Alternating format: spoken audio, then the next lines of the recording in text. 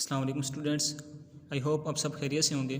Students, आज हम करेंगे एक्सरसाइज 2.2 एफएससी सेकंड ईयर की बुक मैथमेटिक्स से। तो पहले हम इसकी स्टेटमेंट पढ़ते हैं कि क्या है।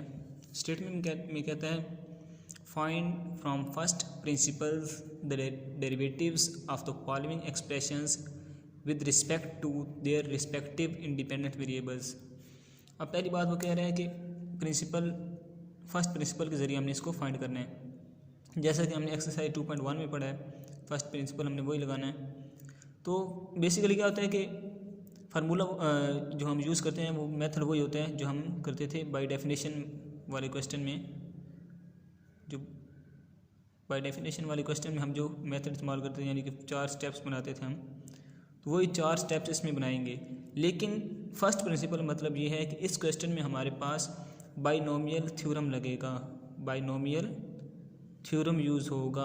और बाइनोमियल थ्योरम क्यों यूज़ होगा, कहाँ यूज़ होगा, वो मैं आपको क्वेश्चन के दौरान बताऊंगा। तो थर्ड बात इसमें क्या है, वो कहता है कि expression with respect to their respective independent variable. अब 2.1 में क्या था कि जब हम गिवन स्टेटमेंट को, मतलब 2x+1 अगर हमें गिवन था तो हम इसको y की इक्वल लेट करते थे, लेट y की इक्वल करते थे। तो हम क्या करते थे, dy/dx फाइंड करते थे। क्यों dy/dx फाइंड करते थे? क्योंकि उन्होंने हमें यहाँ कहा था विद रिस्पेक्ट टू x, उन्होंने यहाँ कहा था विद रिस्पेक्ट टू x, लेकिन इधर क्या कह रहे हैं, with respect to their respective independent variables. इसका मतलब क्या है कि जो क्वेश्चन में वेरिएबल गिवन होगा हम उसी के रिस्पेक्ट से फाइंड करेंगे। मतलब इसमें x गिवन है तो हम dy/dx ही फाइंड करेंगे। अब इसमें x गिवन है, dy/dx फाइंड करेंगे। इधर t है तो हम क्या फाइंड करेंगे, dy/dt फाइंड करेंगे। सही है। इधर x गिवन है, dy/dx फाइंड करेंगे। इधर z गिवन है तो हम dy/dz फाइंड करेंगे। सो अब एग्जाम्पल करते हैं तो आपको मज़ीद बात समझ आ जाएगी। तो ये सिंपल सब एग्जाम्पल हैं, सब ये तमाम क्वेश्चन 2.2 में यही 5 क्वेश्चन हैं। तो इनको सोल्व करने का एक ही मेथड है, बिल्कुल सेम है। तो मैंने जो सोल्व किया वो ये वाला किया, टी वाला इसलिए किया क्योंकि इसमें पावर नेगेटिव में आ रही है, इसमें भी पावर नेगेटिव में आएगी जब ऊपर जाएगी। तो टी वाले क्यों कर रहा हूँ, क्योंकि एक्स वाले तो हमने पहले किए हुए हैं, तो आपको मज़ीद समझ आ जाए, ताकि टी वाले आ जाएँ तो हम क्या करते हैं। तो अब मैंने क्वेश्चन लिख लिया यहाँ पे। तो वही बाई डेफिनेशन वाला जो स्टेप था हमारा पहला, लेट वाई की इक्वल हम निकाल लिया। सेकंड स्टेप क्या होता था, वाई के साथ हम डेल्टा वाई ऐड कर देते थे। और उधर क्या था, एक्स की जगह हम क्या करते थे, एक्स को हम x plus delta x put करते थे। लेकिन यहाँ पे टी है तो हम क्या करेंगे, t is equal to t plus delta t put करेंगे। सही है। मैंने ये टी की जगह पे मैंने t plus delta t put कर दिया, plus 2 power -2 as it is. अब फिर मैंने क्या किया, 3 को अंदर मल्टीप्लाई कर दिया, 3t plus 3 delta T plus 2 -2 आ गया। अब फिर नेक्स्ट स्टेप में मैंने क्या किया, मैंने इसको थोड़ा सा अरेंज कर लिया। मैं 2 को इधर ले आया और 3 डेल्टा टी को इधर ले गया, यानी कि 3t plus 2 plus 3 delta T -2। Arrange करने से कोई फ़र्क नहीं पड़ता। अरेंज क्यों किया है वो मैं आपको बताता हूँ। थर्ड स्टेप हम क्या करते थे कि जो ये वाला y होता था हमारे पास, इसको हम दूसरी साइड पे ले आते थे। अब ये इधर प्लस हो रहा है तो इधर आके नेगेटिव हो जाएगा। अब मज़ीद इसमें क्या करना है, ये जो y की हमारे पास वैल्यू होती है ना, ये वाली वैल्यू हम इधर पुट कर देंगे। 3t प्लस 2 पावर -2 हमने ये वाली वैल्यू इधर y की जगह पुट कर दी। अब ये हमने 3t प्लस 2 क्यों बनाया था, क्योंकि हम ये भी 3t प्लस 2 है तो ये भी हमने इसलिए इसको बना लिया। अब ये वैल्यू मैंने ब्रैकेट में लिख दी, ये अलग ब्रैकेट में लिख दी, इससे कोई फ़र्क नहीं पड़ता। सही है। ऊपर पावर -2 है, होल की पावर है। अब हमने क्या फाइंड करना है, जो इस क्वेश्चन में t है तो हमने क्या फाइंड करना है, dy/dt फाइंड करना है, जो हमारी रिक्वायरमेंट है। तो dy/dt फाइंड करने के लिए हमारे पास डेल्टा y आ रहा है, तो हमें डेल्टा y आ रहा है तो डेल्टा t इसके नीचे चाहिए। इसी से हम बनाते हैं ना dy/dt, तो डेल्टा t चाहिए हमें। तो डेल्टा t हम यहाँ से कॉमन लेते हैं, लेकिन अब यहाँ देखें ना, ऊपर पावर -2 आ रही है तो यहाँ से हम इसको डायरेक्ट कॉमन नहीं ले सकते। तो हम क्या करेंगे, यहाँ पे हम लगाएंगे बाइनोमियल थ्योरम। बाइनोमियल थ्योरम क्या होता है, जैसे कि आप स्टूडेंट्स आप जानते हैं, 1 + x power n is equal to 1 + nx plus n into n -1 और 2 factorial x² plus n into n -1 n -2 over 3 factorial x³ plus up to so on. लेकिन इन क्वेश्चन में हम इसको यहाँ तक यूज़ करते हैं क्योंकि इसकी आगे ज़रूरत नहीं होती हमें, तो इसको हम यहाँ तक ही यूज़ करेंगे। तो अब हमने क्या करना है, फर्स्ट ऑफ ऑल तो हमने इसकी बाइनोमियल थ्योरम की यहाँ पे फॉर्म बनानी है।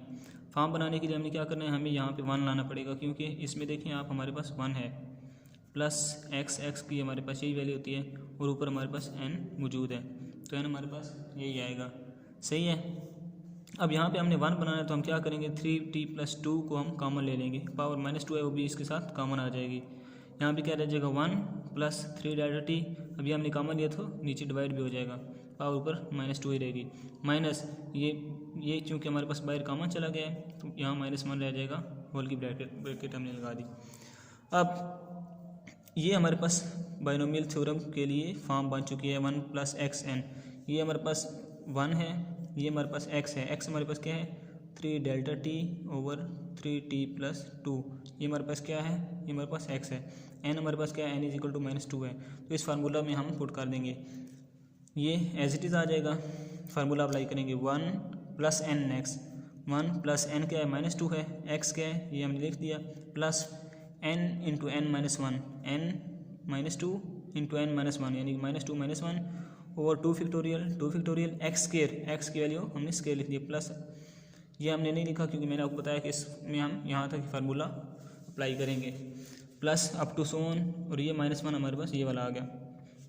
अब ये -1 और ये +1 आपस में कट जाएंगे, हमने कट कर दिए।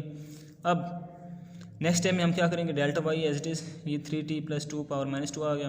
अब इसमें से 3Δt और 3t+2 दोनों, ये दो वैल्यूज़ हैं, हमें इन दोनों में से ये कॉमन आ रहा है तो हम कॉमन ले लेंगे। पीछे हमारे पास क्या रह जाएगा -2 प्लस ये कॉमन चला गया ना, ये तो इधर ख़त्म हो जाएगा, प्लस -2 ये -3 बन जाएगा, और 2 फैक्टोरियल यहाँ से एक कॉमन चला गया तो पीछे एक पावर रह जाएगी, plus up to so on.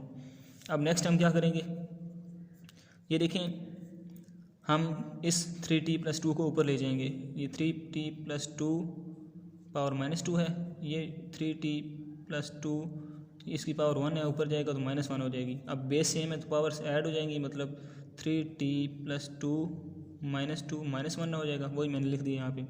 पीछे रह जाएगा 3Δt, ये स्टेप एज इट इज़ कर दिया, ये -2 को -3 से मैंने मल्टीप्लाई किया तो 6 आ गया। अब नेक्स्ट हमने क्या करना है, मैंने आपको बताया कि हमने क्या फाइंड करना है, dy/dt। तो इसके लिए हमें पहले क्या बनाना पड़ता है, Δy/Δt।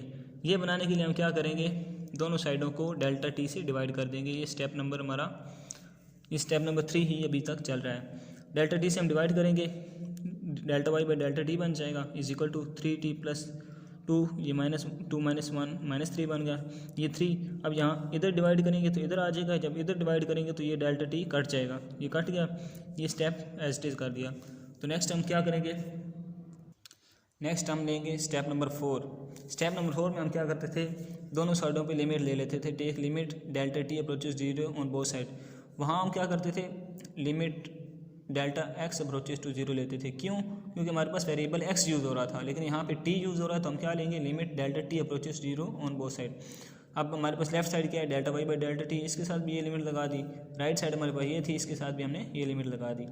जब मैंने आपको बताया कि Δy/Δt के साथ या Δy/Δx के साथ हम वो लिमिट अप्लाई करते थे, ये वाली, हमारे पास क्या बन जाता था, dy/dx बनता था।